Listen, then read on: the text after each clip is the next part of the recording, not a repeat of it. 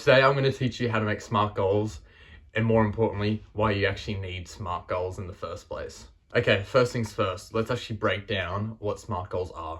So, SMART goals are actually goals that are specific, measurable, achievable, relevant, and time-bound.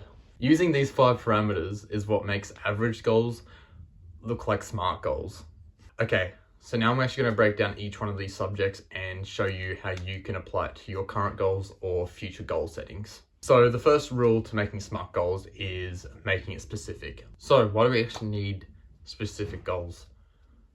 We need specific goals because it's going to clearly outline the objective we're trying to achieve. And why is that important?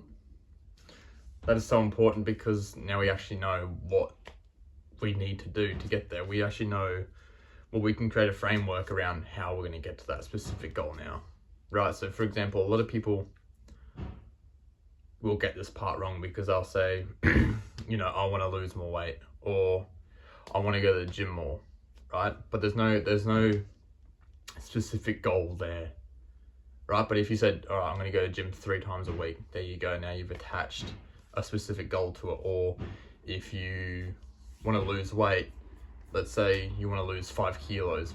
See, now that's a specific goal you can actually write down and you're more likely to achieve because it's not as vague. You actually know a number in mind that you're trying to hit.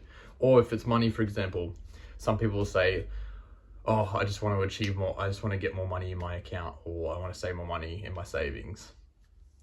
Rather than saying, all right, I'm actually going to aim to hit 10 grand in savings.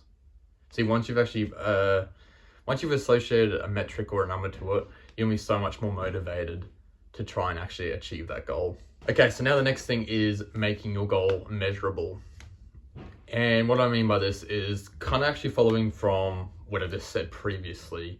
When you're giving it a metric or a number, you know, there's a measurable, you can measure the success of the goal. So for example, if we're following up from the point from saving $10,000, right? Now you can break that down to make it to make measurable targets in that. So for example, you might want to make the goal to achieve, all right, I'm going to save $1,000 each month to hit my $10,000. So making micro goals within the goal, right? This is going to make it measurable. And if you're doing that, if you're breaking it down, then you're actually creating the formula. You're creating a formula of how you're going to hit your massive goal. Or another example is you want to publish a book, right?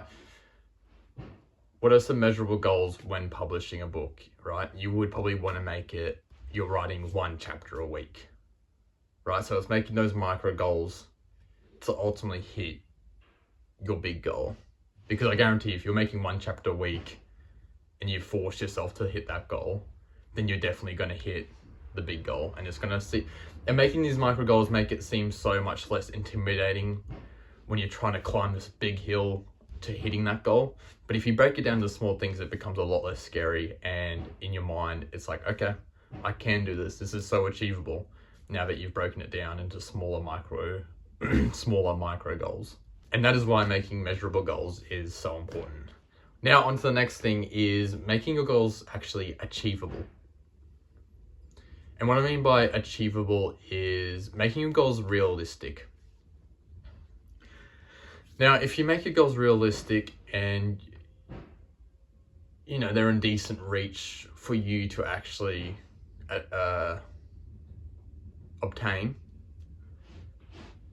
you're going to be a lot less intimidated and a lot less fearful of not achieving this goal. Because if you're put into a place of fear or intimidation, you're going to be so much more turned off by trying to achieve this goal. So if you can make a goal realistic, then you're going to be a lot less intimidated and you're going to go after this goal, right? Because also what a lot of people will do is make a very far-fetched dream, which there's nothing wrong with. But if you're making your goal a lot more realistic, you're going to go pursue it for a longer term. You're gonna wake up each day and try and hit this goal because it's within reach. and it's within your expectations. But once you achieve that goal, if it's a realistic goal and you've achieved it, then you can go the next step and make another goal that's even more far-fetched, right? So making realistic goals so you're not intimidated by them, but you're actually encouraged to go after them because they are within your limits.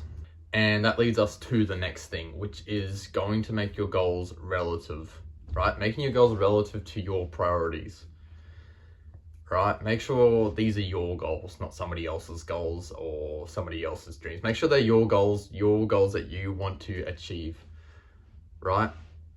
Because if they're not your goals or they don't align with your priorities or morals or values or whatever else, you're not going to go after them. You're not going to try to achieve them, right? But it is so important that you do make goals that align with your priorities, right? So if you are into your finances, or if you're trying to, hit a certain amount of a number of money so you can go traveling, for example, right? That's going to be important to you. So you're going to try and hit your goal.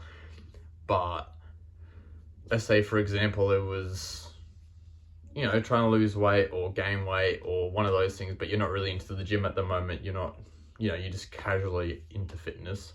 Well, then you're probably not going to achieve it. But if it's something you are interested in, you're going to be a lot more motivated and disciplined in trying to hit that goal. And the last thing that you need to add to your goals is making your goals time-bound, making your goals have an end date to them. For me personally, I love making an end date for my goals because I know that then creates an urgency for me to get the goals completed. Whereas if I was not to have an end date on my goals, then I would probably always say, yeah, I can achieve it down the line or in the future. So making a deadline for your goals is going to be so important because it's going to create urgency for you, right? Whereas humans are naturally very lazy creatures and they love to procrastinate, and if you don't have an end goal, that's most likely what will end up happening to you, right?